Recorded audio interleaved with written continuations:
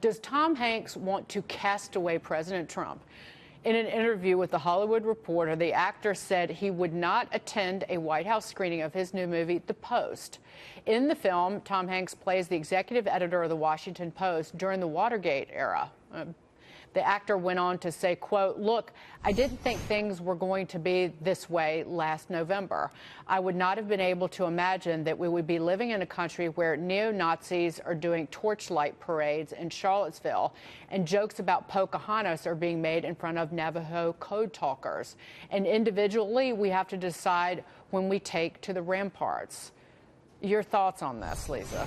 Boo. Boo to Tom Hanks. I mean, I'm just so sick and tired of Hollywood and what they think and their elitism and the moral superiority when they should have no moral superiority. So I say boo to Tom Hanks. I'm personally not going to watch the movie. I'm not going to celebrate a paper that I think is a bunch of partisan hacks.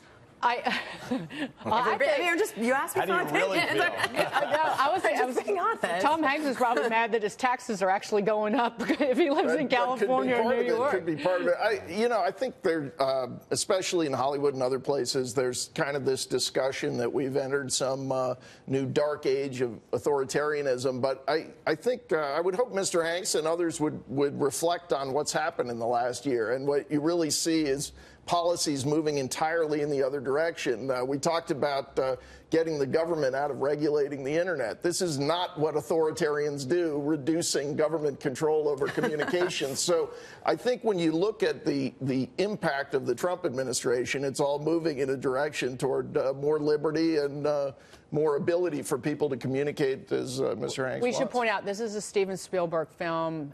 Meryl Streep plays Kay Graham. The publisher is during the Watergate era, and Tom Hanks plays the famous editor of the Washington Post, Ben Bradlee. You know what? Ben Bradlee, quite grab him by the horn, salty gentleman, if memory serves. Ben Bradlee would have gone to the White House, even if he hated the president, wouldn't he have?